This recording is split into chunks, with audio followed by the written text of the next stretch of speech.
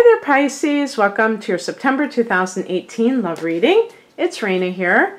So I'm going to be using my usual Morgan Greer deck for the regular tarot portion of the spread, and then I'm going to be picking a card from the Akashic tarot, which is different, and that should be interesting to cap off the reading. Okay.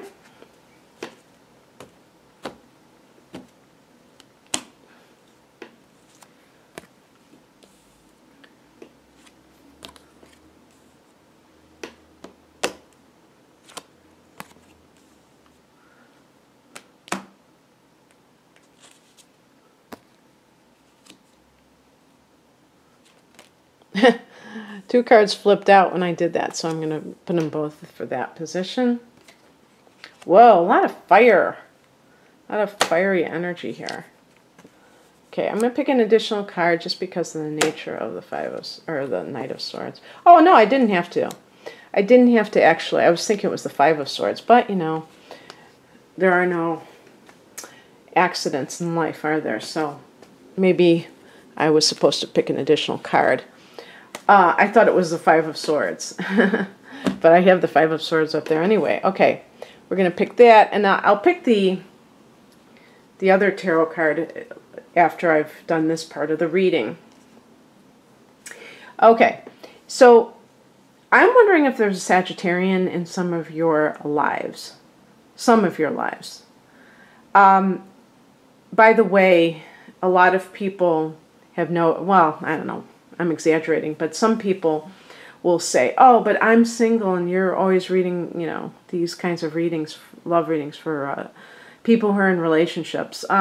It's not that it's always just people in relationships. It can be people from your past, or relationships are kind of on again, off again. I don't know. I just do it the way it seems like I should. So I really do apologize if some people feel like that these readings don't apply to them. What I would say if you're single, though, is that you really don't need a reading, per se. If you're saying, when will I meet someone, I think that would be more astrological, because this is more, to me, describing the energy around situations. So for single people, I think tarot readings aren't really that needed. But, you know, other people may beg to differ about that. So the heart of the matter is the Five of Wands. This is a card of conflict. Okay? Now, if you notice, there's more than two people in this conflict. So sometimes it can be like this is the number 5 though, so I wouldn't even say like a lover's triangle or anything, but maybe just someone who is completely, I'm sorry, I have to say womanizer, because I can't think of a female version of that. So please forgive me, I'm not bashing men whatsoever. But just that type of infidelity, okay, that is chronic, that is all pervasive, you know, happening with multiple people. If you're dealing with somebody like that, that can be a sex addiction, and people mock sex addictions. But anytime that you have a behavior that you cannot stop, if you're somebody who is constantly thinking about sex and needing to act out, then there's something going on there that is not conducive to a peaceful life, because you're going to ruin relationships, and you're also going to not be at peace within yourself if you're always having that urge. So usually what is going on is that the person is not dealing with certain things, and that is their escape valve. And just like any other addiction, you know, it could be anything. So people mock it when it's not this substance, okay? But it is a substance. It might be on the energetic level, but it's giving them some sort of pleasure, and it's giving them some sort of distraction. And really, ultimately, addictions are distractions, okay? And the compulsions are distractions to keep you from really feeling your feelings and all that stuff. Okay, so the other thing about this card is competitiveness. It's like a dog-eat-dog mentality. Now, in the workplace, that would be like, you know, stepping over other people to get what you want. Not necessarily you, but that people are maybe are doing it to you or what have you. In someone's private life, if one party is doing better financially, career-wise, and the other person feels insecure about that, well, then there you have it. I mean, that could definitely wreak havoc on a relationship. Because look what we have at the base of this, what we would call the backstory. The Wheel of Fortune suggests that somebody has had, I don't know if I call it stroke of luck, but some good juju recently, and so now they are doing better in their life. So this is something that can happen where one person, maybe both people get into a relationship and they're both kind of struggling. And then one person starts to see success. It's interesting to note what the other person does. If another person feels, I was going to say challenged, but threatened by your success, what will they do? They will start to fight, and that's what this card is. Create conflict. Try to make your life miserable because of their envy, okay? Because of their insecurity, really, because your success brings out their own insecurities. That is a relationship that is toxic.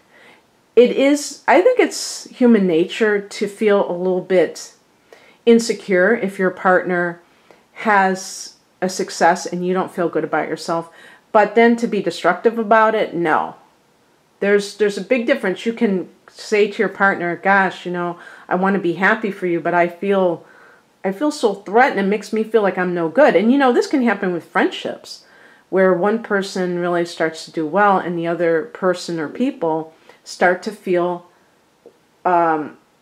insecure, or one person falls in love and the other people in their little social circle who are single start to kind of like try to bring that person down, plant doubts, do all those kinds of things. Those are terribly destructive tendencies, but that does happen. So is this happening in your relationship? I always think of the Five of Wands. I would think of that as an Aries type of behavior because they tend to be competitive. You could make the case that Leo is the 5th house, so there's that 5, and they are fire too. So there you go. Of course, Sag is the other fire sign. What is crossing you is the 10 of Pentacles. This is a card of family, money, or just, what do you call it, financial prosperity in general. So this is in the challenge position. So something, maybe this is something in the past that has plagued your relationship. Maybe that person that you are with, is feeling a bit threatened because they haven't been able to get it together financially. And that's what that card is representing. So now their problems have become your problems. And this can also apply to any kind of a divorce fight. The 5 of Wands could be the War of the Roses, where it's like there's so many hands in the pie. Maybe it's even about the lawyers getting their, you know, that they're trying to stoke it so that they can get more money. Because we have here at the higher message is the Justice card. And this is the card we know of fairness. That's why, is that a woman? Whatever, holding the scales of justice. Balance and fairness. Now this is a spiritual message, so it's not going to be something practical to talk about. It's just talking about like a state of mind, a consciousness. With, or maybe a person who really is the one for you. This would be Libra. So if you have a Libra person in your life who you've kind of been friends with, maybe this person is your true love and you've been embroiled in it with some kind of a fire sign perhaps, or who knows, some other person who doesn't have your best interests at heart. Now, in terms of what justice represents, it's very interesting because in some decks, the justice card is number 8 and not number 11. And if you are not aware of this, the tarot is not just about the symbolism of, you know, what the certain images represent, and the card, you know, what the, like in the major arcana, what the name of the card suggests. Numerology is also part of the deck, and I find it very interesting that in the Rider-Waite deck and in this deck, which follows the Rider-Waite deck, the Morgan Greer deck that I'm using right here, they use the number 11. And I've seen other decks, I think I have 1 or 2 or 3, that have the justice card as number 8. Number 11 is a master number, and it's about spiritual illumination. It's really wild. When I said spiritual illumination, the time on this recording was 11:11. Cool beans. In some decks that have 8, 8 is the number of personal power, but it is like of the number of affluence. So we kind of like what we were talking about this, of the material power, okay? So one is more spiritual than the other, we could say. That the number 11 is dealing with matters that are more of the spirit, whereas the 8 can be like tangible power through currency, money, the energy of money on the material plane, okay? So I just thought that was very interesting. Now, talking about what justice represents. Justice represents, we talk about just literally, you know, the legal system. And if we want to talk about it kind of in an obvious way, fairness. But on the spiritual level, this is what this position is all about, is the spiritual dimension. What is justice? That's a good question. It's open-ended. We don't know. We don't know if something on the material level that looks unfair really is. So Pisces, anything that you're going through right now, and it may feel like persecution, especially if you are going through a divorce, know that, don't feel sorry for yourself, even if you feel like you're not being treated in a way, if everything has seemed like it's gone against you. Don't be tempted by self-pity and feeling like the victim, because it's too easy for a Pisces person to do that, and there is a cosmic justice. So if somebody is being unfair to you, let God handle it. That's all I can say about that.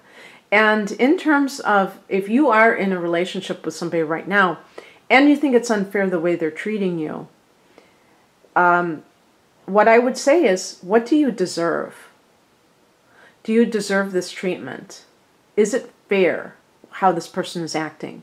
Is it fair for somebody to treat you like crap if you're doing well in life? I think you know the answer to that question, and that's it. If it's not fair, then you have to, you can't just sit there and say it's not fair and kick and scream. You have to take action if you feel that you are being treated unfairly.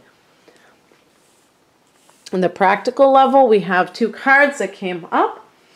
One of them is the 5 of Swords, so this could be just saying very clearly, down-to-earth message here, you are being cheated on, you are being lied to, and this person may be lying to other people. This person may be, this is like the classic narcissist. They lie in order to get the person that they are against to be shunned by everyone in their social circle, because they're vengeful.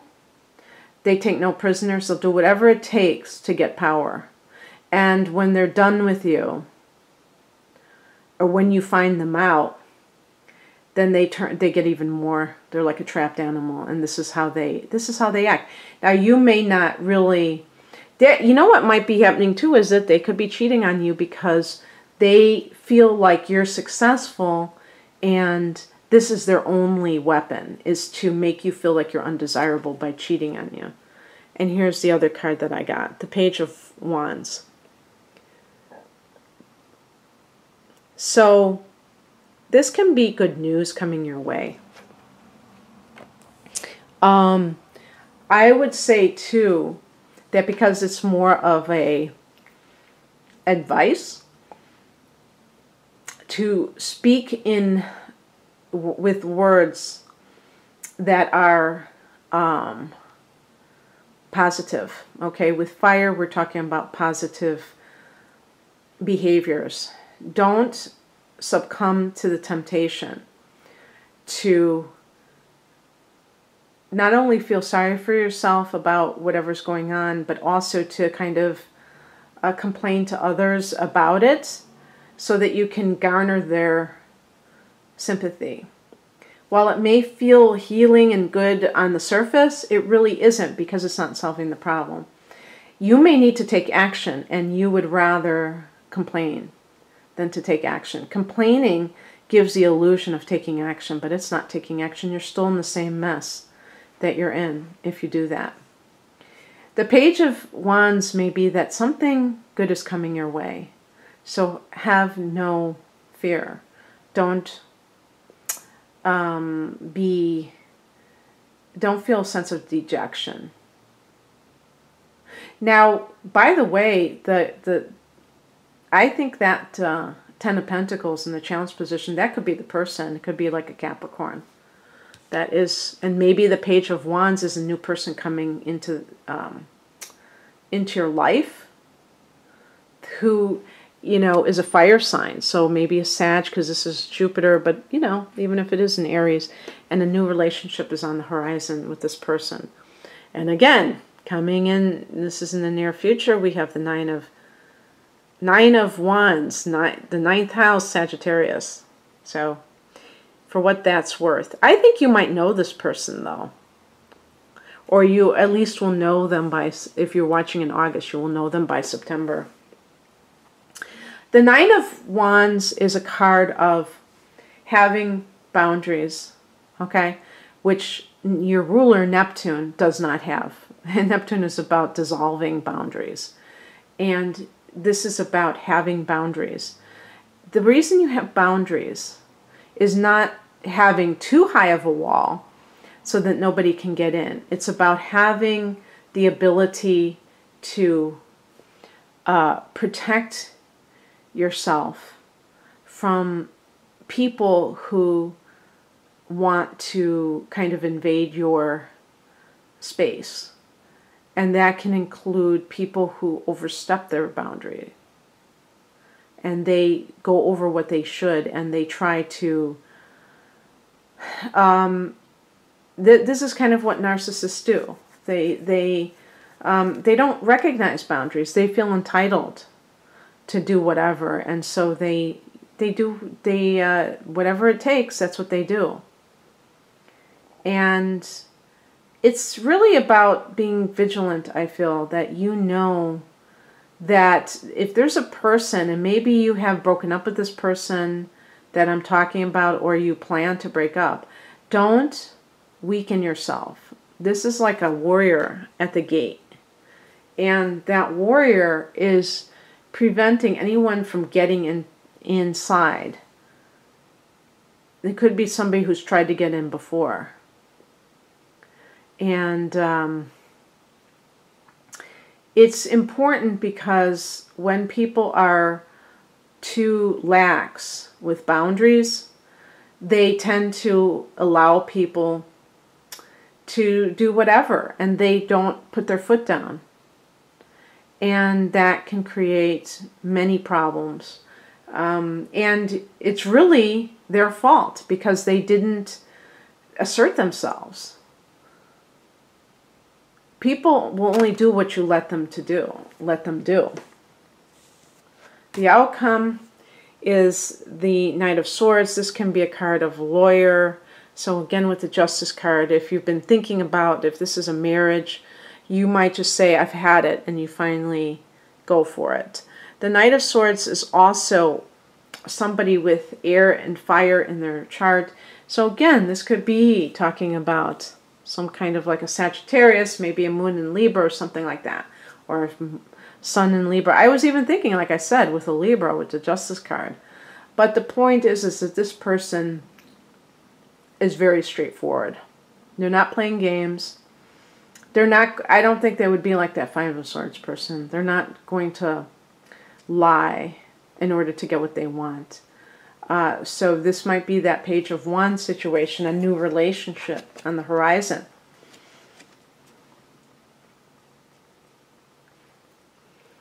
And another card came out at the same time, or it didn't come out. I picked it supposedly by mistake, but it was the Tower card.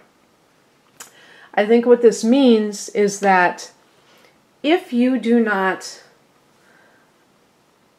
take inspired action on your own, Pisces, and let things just keep going, eventually something will happen that will force you to have to take action. And it could be that if you suspect that your partner is cheating on you, that you catch them in the act. And that can be very traumatic. So, and also, you don't really have the position of strength at that point. You're more reacting than acting. So this is one of the reasons why we don't want to just drag our feet. If we feel that something is a really negative situation, like the Five of Wands, it doesn't have to be a negative situation. If people are in a certain setting where they are just competing in a playful manner, where it's just fun and there's a sense of vibrancy about it. There certainly are situations like that, even workplace situations, where the boss isn't trying to pit everybody to like be against each other, but there's like kind of a friendly spirit of competition. And I mean, I've been in situations like that where we didn't turn on each other, but we really were. I mean, it was kind of fun. It can be fun to compete. It can feel very enlivening. But when it's toxic, and this is due to toxic comparison, when a person doesn't like themselves, doesn't love themselves, and they feel inferior anyway, other people's successes will further erode their self-confidence because they don't feel like they can have it because they're not experiencing it. And instead of, just confessing that to the other person and saying, gosh, I really wish I could be successful like you. Can you give me some tips? Can you help me? They become destructive towards that person. They try to tear them down. Maybe not in a very overt way. Could be covertly.